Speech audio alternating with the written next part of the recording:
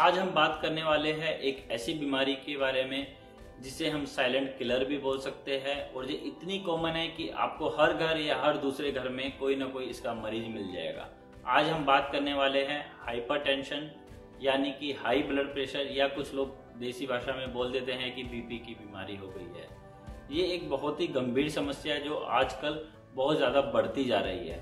आज की इस वीडियो में हम जानेंगे कि ये हाई ब्लड प्रेशर होता क्या है, इसके कारण क्या हैं और ऐसे कौन से लोग हैं कि जो हाई रिस्क कैटेगरी में आते हैं, और अब इसकी नई गाइडलाइन क्या है। जो लोग पहले समझते थे कि हमारा बीपी नॉर्मल है लेकिन अब वो हाइपरटेंशन से ग्रसित है, तो इनकी नई कुछ गाइडलाइंस चेंज हुई है सन 2017 में। हम उसके बारे में जानेंगे, इसके लक्षण क्या है, इसका डायग्नोसिस कैसे बनता है और सबसे इम्पोर्टेंट इसका बचाव क्या है और इसका ट्रीटमेंट हम कैसे कर सकते हैं। तो इस वीडियो को जरूर अंत तक देखें। और हाँ, अगर अभी तक आपने मेरा चैनल सब्सक्राइब नहीं किया है तो जरूर सब्सक्राइब करें और नीचे दिया गया बेल बटन भी दबाएं, जिससे आपको जल्दी से जल्दी स्वास्थ्य के बारे में जो भी नई वीडियोस अपलोड होगी उनका नोटिफिकेशन मिल जाएगा। तो चलिए शुरू करते हैं आज का वीडियो।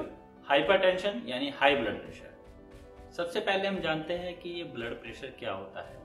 ये जो हमारे खून की धमनियां होती है उसमें जो ब्लड का फोर्स होता है उसकी वॉल पर या उसकी दीवार पर, उसे हम बोलते हैं ब्लड प्रेशर।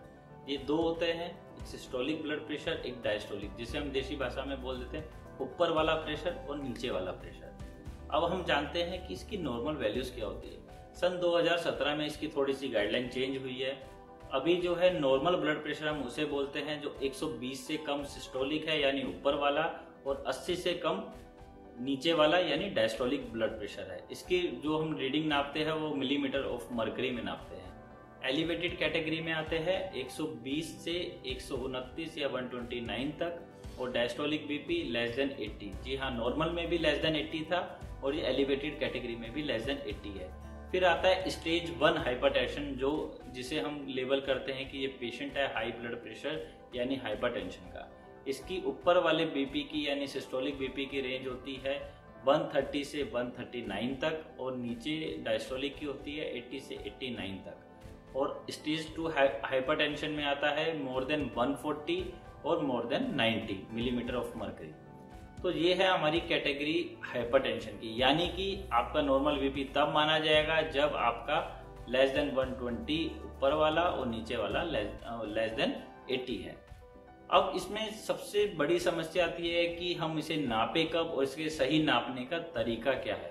इसके लिए नापने का हम सिंपल एक रीडिंग से डिसाइड नहीं कर सकते हैं कि एक बार रीडिंग ज़्यादा आ गई है तो हम उसे हाइपरटेंशन बोल दें, क्योंकि ये तो बहुत बार कई कंडीशंस में नॉर्मल हो जाता है। जैसे अभी अभी आपने एक्सरसाइज की है, भाग कर आए हैं, स्ट्रेस में है, कुछ बहुत ज़्यादा चिंता है, तो आपका बीपी बढ़ सकता है।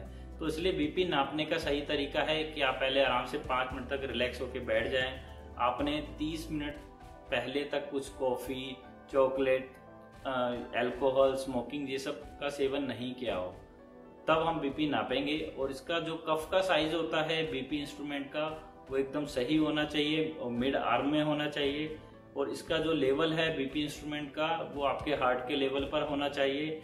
आर्म को अच्छे से रेस्ट कर देना है, तब हम इसे नापना है। और धीरे धीरे नापना होता है, धीरे धीरे स्लो डाउन करते हैं। वैसे तो अक्सर ये हम डॉक्टर से ही नापवाते हैं तो उसमें कोई टेंशन की बात नहीं है, डॉक्टर जानते हैं कि बीपी कैसे नापना है। बट कई बार हम घर पर भी नापते हैं, तो इन सब बातों का ध्यान रखना है कि हमें बीपी नापते समय क्या क्या सावधानियां बरतनी है कि हमारी रीडिंग सही है।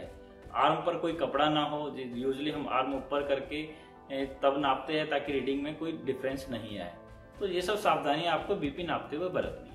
और हम सिंपल एक रीडिंग से डिसाइड नहीं कर सकते, इसलिए हमें 2 या 3 बार अलग अलग समय पर बीपी नापना है। कम से कम अगर हम 2 बार बीपी नापते हैं तो 1 या 2 मिनट का उसमें गैप रहना चाहिए। और अगर हमने 2 बार बीपी नापा है तो उसमें हमें एवरेज एक निकाल के हम उसे कॉमन मानते हैं। और इसमें अगर सिस्टोलिक और डायस्टोलिक ब्लड प्रेशर अलग अलग कैटेगरी में आ रहा है, जैसे मान लिया कि सिस्टोलिक तो आ रहा है स्टेज 1 हाइपरटेंशन में और डायस्टोलिक आ रहा है स्टेज 2 हाइपरटेंशन में, तो हमें जो हायर वाली जो कैटेगरी है हमें उसे मानना है कि पेशेंट स्टेज 2 कैटेगरी का है हाइपरटेंशन के लिए।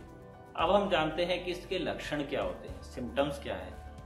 अमूमन तो इसके कोई लक्षण नहीं होते हैं, इसलिए हम इसे साइलेंट किलर भी बोल देते हैं कई बार कि ये एक प्रकार का साइलेंट किलर है। लेकिन कुछ पेशेंट्स में इसमें सर में दर्द हो सकता है, सर में भारीपन रह सकता है, आंखें भारी रह सकती है, या फिर लेटर स्टेज में कई बार पेशेंट का बीपी इतना ज़्यादा बढ़ जाता है कि उसके नाक से ब्लीड आने लग जाता है, तभी हमें पता चलता है। कई बार तो पेशेंट्स को पता ही नहीं चलता, सीधा हार्ट अटैक आ जाता है जिसे हम मायोकार्डियल इन्फार्क्शन बोलते हैं, तब हमें पता चलता है। या डायरेक्ट स्ट्रोक आ गया या कि ब्रेन का अटैक आ गया तो हमें पता चलता है कि ये हाइपरटेंशन का पेशेंट है। या फिर पेशेंट किसी और कंप्लेंट से आया है डॉक्टर के पास नॉर्मल विजिट कराने या किसी और बीमारी के लिए, ब्लड प्रेशर चेक होता है तो पता चलता है कि भी ब्लड प्रेशर बढ़ा हुआ है। तो ये तो इसके सिम्टम्स हो गए। अब हम जानते हैं कि इनके रिस्क फैक्टर्स क्या हैं। रिस्क फैक्टर में मैं फिर से एक बार कहूंगा कि मोस्ट इम्पोर्टेंट थिंग है लाइफ स्टाइल। जो आज का लाइफ स्टाइल चेंज हो गया है, हम हेल्दी लाइफ स्टाइल नहीं जीते हैं, वो एक बहुत बड़ा फैक्टर है हाई ब्लड प्रेशर, डायबिटीज और बहुत तरीके की बीमारियों का।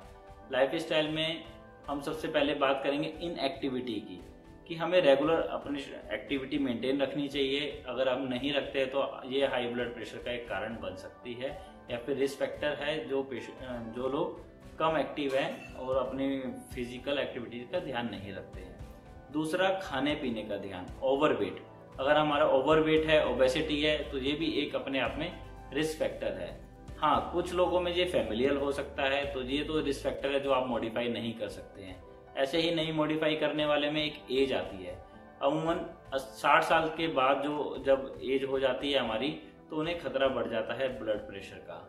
या फिर जो लोग बहुत ज़्यादा नमक का सेवन करते हैं उन्हें हो सकता है, जो बहुत ज़्यादा फैटी चीज़ें ले सकते हैं, हाई कोलेस्ट्रॉल कंटेंट लेते हैं, तो उसमें ये ब्लड प्रेशर बढ़ जाता है, क्योंकि खून की धमनियों में प्लेक्स जमा हो जाते हैं कि जिससे ब्लड प्रेशर बढ़ जाता है। क्रोनिक किडनी डिजीज हो वो एक रिस्क फैक्टर है। या फिर कुछ बीमारियां और हैं, हार्ट की ही बीमारियां हैं, कार्डियोवैस्कुलर डिजीज हैं जिसमें ये ब्लड प्रेशर बढ़ जाता है। ऐसे ही बहुत सारे रिस्क फैक्टर हैं जिन्हें हाइपरटेंशन का ज़्यादा रिस्क है, उन्हें रेगुलर बीपी चेक कराते रहना चाहिए, बीच बीच में बिल्कुल भी इग्नोर नहीं करें, क्योंकि जैसे मैंने बताया ये एक प्रकार का साइलेंट किलर है, इसके बहुत ज़्यादा लक्षण होते नहीं हैं। तो आपको रेगुलर बीपी चेक कराते रहना है अगर इसमें से कोई भी आपका रिस्क फैक्टर मौजूद है तो। अब हम बात करते हैं कॉम्प्लिकेशंस ऑफ ब्लड प्रेशर की, या फिर हम इस ब्लड प्रेशर के बारे में इतना बात क्यों कर रहे हैं कि अगर हाइपरटेंशन है तो हमें क्या खतरा है। इसमें जैसा मैंने पहले बताया कि आर्टरीज में एथेरोस्क्लेरोसिस हो जाता है, प्लेक जम जाता है जिसमें उसकी नैरोइंग हो जाती है और ब्लड प्रेशर बढ़ता है और आपका जो ऑर्गन्स होते हैं वो डैमेज होने स्टार्ट हो जाते हैं। इसमें सबसे ज़्यादा खतरा आता है हमें मायोकार्डियल इन्फार्क्शन यानी हार्ट अटैक का, हार्ट फेलियर हो सकता है पेशेंट को, ब्रेन के अटैक्स आ सकते हैं, स्ट्रोक, ब्रेन हेमरेज हो सकती है, नाक से ब्लीडिंग आ सकती है, आपकी किडनी की बीमारी हो सकती है, क्रोनिक किडनी डिजीज हो सकती है, डायबिटीज़ का भी ये एक अपने आप में अलग से रिस्क फैक्टर है, रेटिनोपैथीज हो सकती है। रेटिनोपैथी मतलब आंखों के पर्दे में जो है वहाँ पर प्रॉब्लम हो सकती है और विजन में ब्लरिंग आ सकती है, धुंधलापन आ सकता है, कम दिख सकता है, या फिर कई बार रेयर कोज में जब बहुत ज़्यादा अनकंट्रोल्ड हो जाता है तो पेशेंट कई बार अंधे भी हो जाते हैं। तो ये है मेनली इसकी कॉम्प्लिकेशंस। अब हम बात करते हैं मैनेजमेंट ऑफ हाइपरटेंशन यानी हाई ब्लड प्रेशर का ट्रीटमेंट क्या है। इसमें सबसे पहले और सबसे ज़रूरी इम्पोर्टेंट रोल है लाइफ स्टाइल मॉडिफिकेशन का। जैसे मैंने पहले भी बताया, लाइफ स्टाइल मॉडिफिकेशन में हम सबसे पहले बात करेंगे फिजिकल एक्टिविटी की।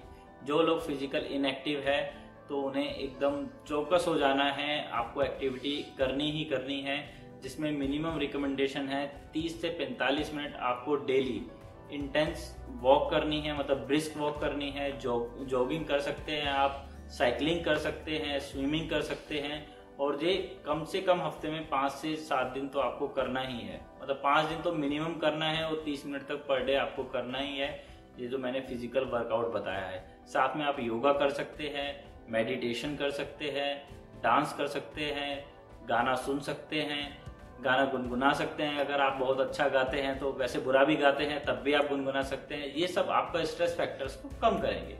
तो ये है एक लाइफ स्टाइल मॉडिफिकेशन।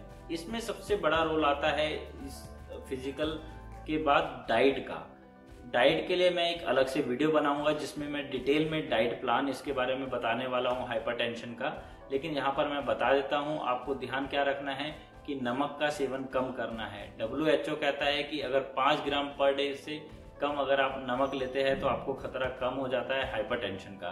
और साथ में आपको लो फैट कंटेंट्स खाना है जिसमें कोलेस्ट्रॉल लेवल कम हो, लो एलडीएल हो, लो वीएलडीएल हो, लो ट्राइग्लिसराइड्स हो, और अच्छा कोलेस्ट्रॉल जो एचडीएल के नाम से है वो ज़्यादा हो। और इसके लिए फूड्स में आपको हाई फाइबर कंटेंट वाले होल ग्रेन्स यानी अनाज आपको ज़्यादा लेने हैं। फाइबर कम वाली चीज़ें आप बिल्कुल अवॉइड करें। हाई कोलेस्ट्रॉल की चीज़ें नहीं लें। ओमेगा 3 फैटी एसिड जो कुछ फिश में पाई जाती है, जो लोग नॉन वेजिटेरियन है उसका सेवन कर सकते हैं। लो फैट डेयरी प्रोडक्ट्स आपको लेने हैं। ये एक मोटा मोटी जनरल डाइट के बारे में है। डिटेल के लिए मेरी आप अलग से वीडियो देख सकते हैं। अब हम बात करते हैं, अगर इससे भी हमारा ब्लड प्रेशर कंट्रोल नहीं होता है तो फिर आता है मेडिसिन का रोल। हाँ, लेकिन अगर जो लोग मेडिसिन ले रहे हैं लेकिन उन्हें ये लाइफस्टाइल मॉडिफिकेशन कंटिन्यू रखना है, डाइट का ध्यान रखना है, एक्सरसाइज करते रहना है। ये नहीं है कि अब हमने मेडिसिन स्टार्ट कर दी है तो अब हम कुछ भी खा पी सकते हैं, अब तो हमें ज़्यादा फिजिकल एक्टिविटी की ज़रूरत नहीं है। ऐसा बिल्कुल भी नहीं करना है। आपको मेडिसिन के साथ भी ये लाइफस्टाइल मॉडिफिकेशन का जरूर ध्यान रखना है। मेडिसिन में बहुत सारी कैटेगरी है मेडिसिन की, तो जब आप जाएंगे तो ये हर पेशेंट के लक्षण के हिसाब से, एज ग्रुप के हिसाब से, उसके वेट के हिसाब से डॉक्टर डिसाइड करते हैं कि कैसे कैसे ऐड करनी है। यूजुअली हम लो डोज से स्टार्ट करते हैं, धीरे धीरे डोज बढ़ाते हैं। अगर एक दवाई से काम नहीं बनता है तो कॉम्बिनेशन ऑफ ड्रग्स दी जाती है ब्लड प्रेशर को कंट्रोल करने के लिए। इसमें कुछ कैटेगरी आती है डायूरेटिक्स, जो पेशाब का थोड़ा सा बढ़ा देती है, जिसमें आते हैं थायजाइड्स आते हैं, फिर बीटा ब्लॉकर्स होते हैं, कैल्शियम चैनल ब्लॉकर्स होते हैं जिसमें एम्लोडिपिन, सिलिंडिपिन नामक दवाई आती है, अल्फा ब्लॉकर्स होते हैं, सेंट्रल एगोनिस्ट होते हैं कुछ। तो ऐसे विभिन्न प्रकार की ब्लड प्रेशर की दवाइयां हैं, और भी है कुछ जो हम इमरजेंसी में यूज करते हैं, इंजेक्शंस है। तो ये तो है डॉक्टर का काम, जब आप जाते हैं वो अपने आप प्रेस्क्राइब कर देंगे। तो एक तो ब्लड प्रेशर की दवाई अपने आप नहीं स्टार्ट करनी है बिना डॉक्टर की सलाह से, बिल्कुल भी प्रॉपर रेगुलर चेकअप कराना है। जो टेस्ट बोलते हैं डॉक्टर्स उन्हें कराना बहुत जरूरी है, तब आप ये स्टार्ट करेंगे ब्लड प्रेशर की दवाइयाँ। तो ये मोटा मोटी हो गया ब्लड प्रेशर के बारे में सब कुछ। अगर फिर भी आपकी कुछ क्वेरीज रहती हैं तो आप मुझसे पूछ सकते हैं, कमेंट बॉक्स में पूछ सकते हैं, मेरी वेबसाइट healthismust.com पर पूछ सकते हैं। और अगर अभी तक आपने मेरा चैनल सब्सक्राइब नहीं किया है तो जरूर सब्सक्राइब करें।